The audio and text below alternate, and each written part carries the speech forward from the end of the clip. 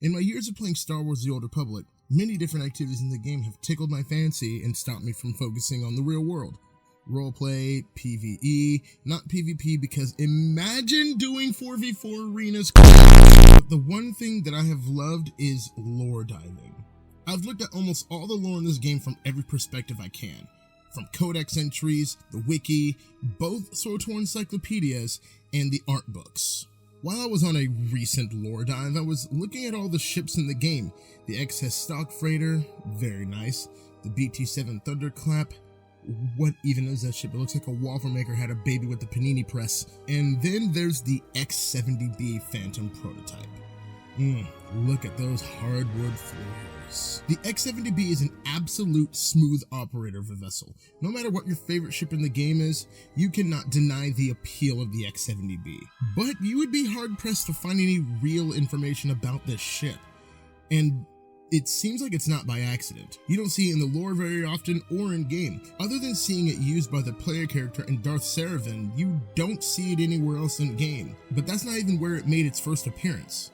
Its first appearance was in the comic book Blood of the Empire, where it was piloted not by a member of Sith intelligence, but by a Sith named Exal Kresh.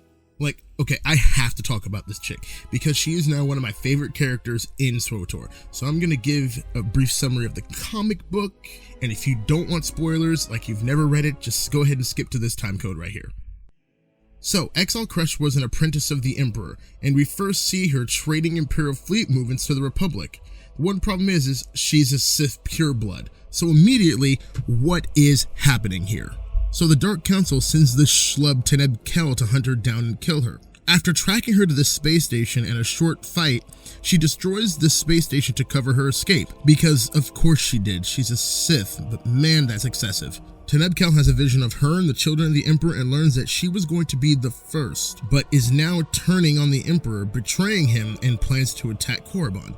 Teneb Kel follows her to Korriban and finds her killing Sith and Jedi inside the Academy. She plans to stop the children of the Emperor, not because she is suddenly turning good, but because she didn't want to become a slave to the Emperor. She wanted to be his only apprentice, which is just the coolest. Seeing the consequences of the Emperor's plan is so great, and seeing how it affects a single character, and how that character deals with the Emperor in her head every second of her day, it's just, I love it. It's great. But Teneb Kel kills her, returns to Drummond Koss, and the Dark Council gives him the title of Darth and a new name, Darth Thanaton. That's right, that absolute chode from the Inquisitor storyline. Wait, what was I originally talking about? Oh right, the X-70B. So yeah, she flew this ship in the comic, and we don't get any more insight on it there either. Here's what we know from the Codex.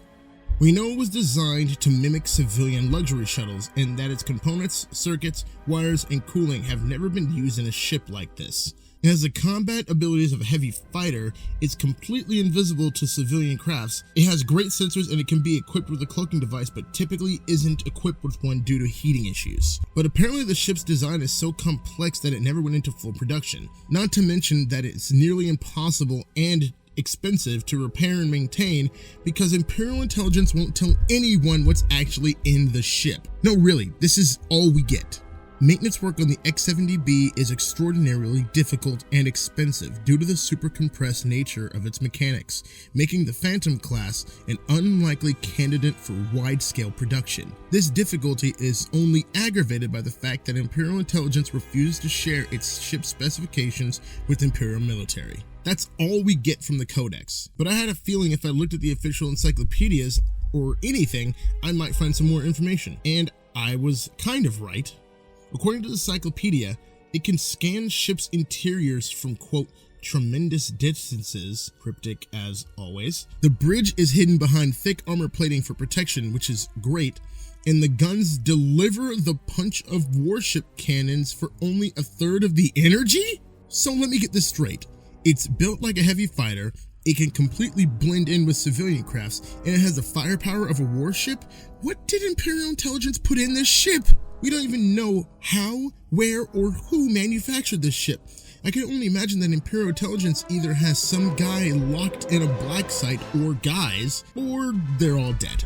The X-70B is hand down my favorite ship in the entire game. The utility of the ship can't be understated. And the mystery of what exactly it's capable of teases us with a mystery that will probably never be solved. And truth be told, I kinda like that. No matter the mysteries though, you can't deny that this ship flies in style.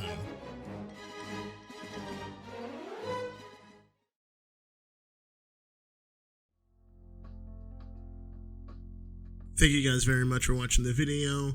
I had a lot of fun making this. I spent a long time making it because I really wanted to make something that was of quality and something that I enjoyed making, something that I would enjoy watching and that you guys would enjoy watching.